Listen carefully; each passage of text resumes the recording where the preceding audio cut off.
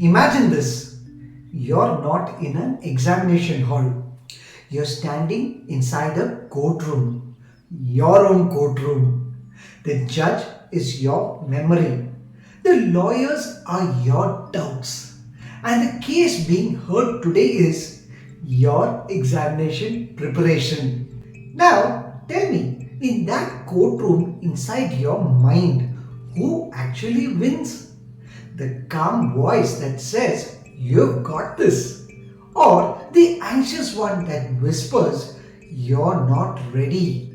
If you've ever felt that tug of war, you're not alone. And today, let's talk about how to finally win that case with strategy, clarity, and confidence. A few years ago, a law student told me something that stayed with me.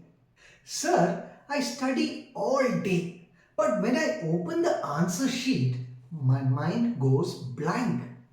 She wasn't lazy, she wasn't unprepared, but she was drowning in information. You know that feeling. Books are open everywhere, notes scattered, highlighters working overtime, but the understanding missing. I looked at her, smiled, and said, "You're studying like a tourist, not like a lawyer." She laughed, but then she realized she was collecting sights, not understanding the map. And that's where our journey begins. Here's the truth we don't talk about enough. Law is not meant to be memorized. Law is meant to be understood. Think of law like a tree. If you look only at the leaves, sections, clauses, definition, you will forget them.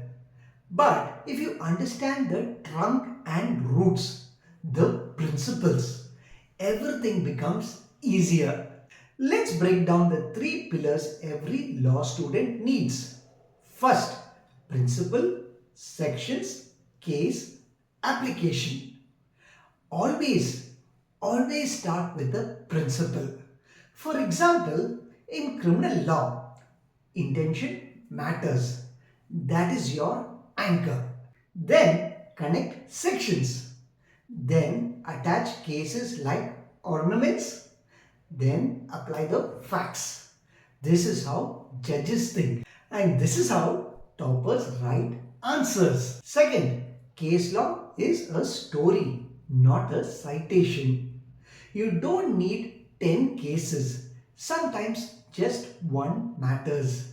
Remember Menaka Gandhi, not for the AIR citation, but because it expanded procedure established by law into something meaningful. Remember Kesavananda Bharati, not as a long judgment, but as the soul behind the basic structure doctrine. When you think in stories, the law stays with you.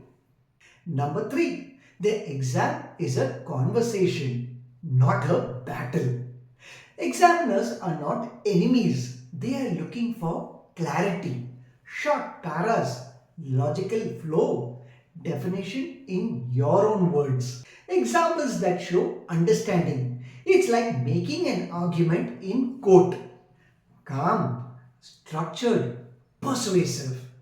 And when you start studying this way, something magical happens. The law starts talking back. But here is where things get tricky. Between knowing the law and writing the exam, there's a silent enemy: fear. Fear of forgetting, fear of failing, fear of not being good enough. You ever notice how fear makes everything look bigger? A 20-mark question suddenly feels like a 200-mark problem. And here's the reflection point. Is the examination testing your memory or your ability to think? Think about it. Judges don't deliver judgments by repeating sections. They deliver by reasoning. Exams expect the same. So when you freeze, pause and ask, what is the principle here? That one question melts half the fear because clarity is louder than panic. Let's talk strategy now. Real, actionable strategy. Number one, the 3-2-1 method. This needs to be done daily. You need three principles you revise, two sections you understand, and one case you narrate aloud. Small steps, massive retention. 2. Teach the law to someone who doesn't care. Explain bail to your friend. Explain contracts to your sibling. If they understand, you mastered it. Number 3. One honest past paper practice every week. No phones, no shortcuts, just write. Law becomes real when pen meets paper. Number 4. Build case families. Group similar cases. It creates patterns in your mind that you can remember. Number 5. The 10-minute revision rule. Before bed, revise one topic for 10 minutes. No pressure, high impact. These aren't theories, they are habits that build rank holders. Remember the girl I told you about? A month later, she walked into my office again, this time smiling. She didn't study more, she studied better. She didn't memorize the law, she understood it. She didn't fight anxiety, she organized clarity. And when she came out of the examination hall, she told me one thing.